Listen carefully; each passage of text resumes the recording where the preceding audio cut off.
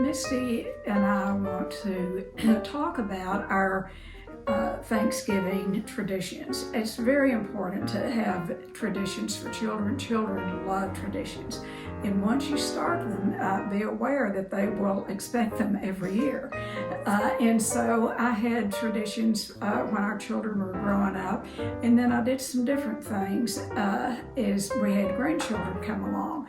One of the things that they love to do is, because my oldest daughter lived out of town, they would come in as soon as they left school. They would come drive in from around Lubbock, and then we would have dinner, and I would have all the supplies for kids, for the grandkids, to make place cards for the table. And I'd have a spread out felt, glue, scissors, and they would create, just had created some wonderful pieces of artwork. And they would make them for their aunts and their uncles, and they would make them personalized. And so that was a great tradition. And they, I'm sorry to say that they've all grown up. But I'm hoping that maybe now that they have children, that they will, I know that they will carry on some type of tradition. So, and then another thing that I have done is, and I still do this, is I will buy some type of Christmas ornament for the family and put it at every placemat. Now, it's usually something that will coincide with what's going on in our lives. Like last year, my grandson was in a football playoff for high school, and so ornaments was all about football, and so that was fun. Or I'll do something personalized with each one. I'll just give them some kind of a little Christmas decoration. And I believe that what my hope was that the parents would save them and give them to the children when they leave home, and they will have them to, carry on the tradition in their own homes. And so another thing that I did for many years, have kind of got away from this, but I did this for many, many years. I would buy Christmas pajamas for everyone and present it to them at Thanksgiving. And so then they'd have all month to wear the Christmas pajamas. Now that was a hit. They really liked that. Another thing that I've done for many years is we're big cowboy fans. And so at Thanksgiving, instead of waiting for Christmas, because the playoffs are, coming about with hopefully, and yes, the Cowboys will be in the playoffs as of last Sunday. So I'll give them something, either sweatshirt, something Cowboys to wear to celebrate our team. And for many years, another thing that I did was every year, and I would do it at Thanksgiving, so they would have it to enjoy all year, I'd give them a Christmas cup, and they all have collections of Christmas cups, and I would put different little things in the Christmas cups, maybe little socks, Christmas socks, and then I would put maybe some hot chocolate or candy canes, something, and I would have that at the place setting. Now, something that is more serious that we did, I started this many years ago, and we still do this, because, at the end of the day, it is about being thankful and grateful.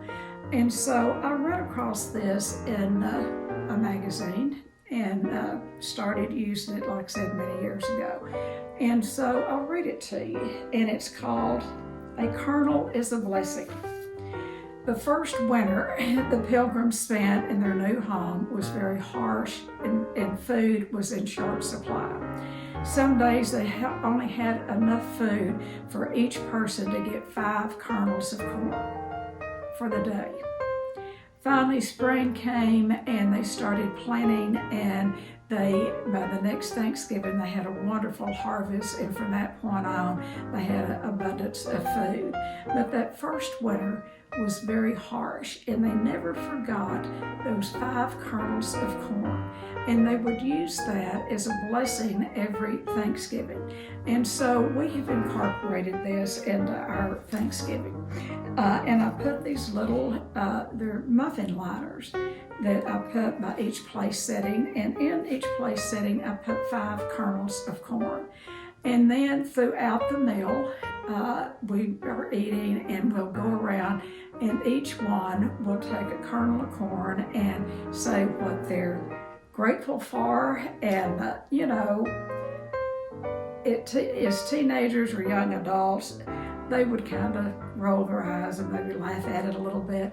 But deep down, I believe each one appreciated it, and they would look forward to it. And so by the end of the meal, each one would have talked about 5 things that we're grateful for, or blessings, 5 different ways that we have been blessed throughout the year. My youngest grandson was just a little bitty boy when we started this, and I keep saying children love traditions. And so one Thanksgiving, my son has a suite at the Cowboys Stadium, and he invited us all up there for Thanksgiving. And Spencer was kind of sad. He really didn't want to go. And we asked him why, and he said, well, what about our corn? What are we going to do about that? We've got to be here for Thanksgiving. And so this is very portable. We took it with us, and we actually ate. We used this for Thanksgiving morning because we knew we were going to have Thanksgiving lunch at the stadium. And so we used this at the hotel suite for breakfast, and Spencer got his tradition, and we still do it. And tomorrow there'll be 5 kernels of corn by each person's plate, and we'll talk about the blessings we've had this year. This has been a hard year for all of us. It's almost as hard as what the Pilgrims had. Not quite, but it's been a hard year for the pandemic. But in spite of it, there's lots of blessings and there's lots of things to be grateful for. So with that, my friend Misty, what are some of the things that your family does for traditions? Well, growing up, one of the main things is our family loves music, and everything's centered around music and food, Thanksgiving or not. That's just a Cajun thing. They are. That's Cajun culture.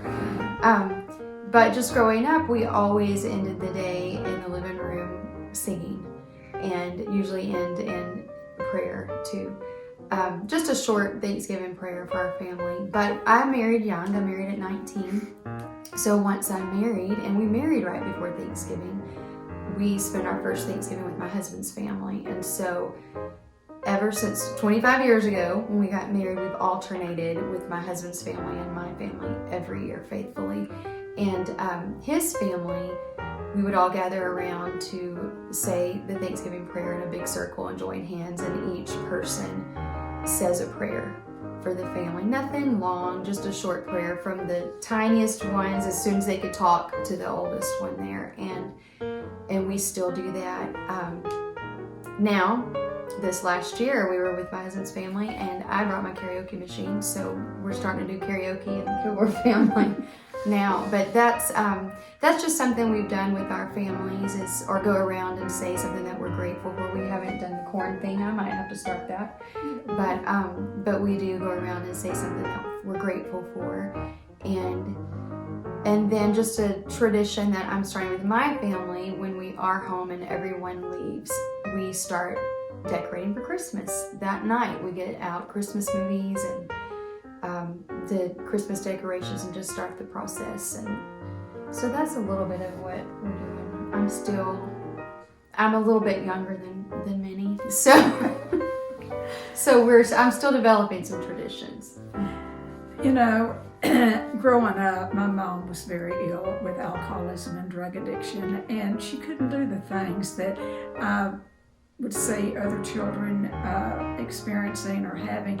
So I have made all holidays, particularly Thanksgiving and Christmas, very important. And my children still, like I say, they're all grown. I have grandchildren, they're all grown, and I have great-grandchildren. But those children talk about their traditions and how important families are. And I don't care if you're by yourself, or if there's 2 people, or 3 people, or 50. do something that you can do every year that will be a reminder of how much God has blessed us. He's blessed us indeed every day. So we hope that each of you have a wonderful Thanksgiving and enjoy your families. And God is good.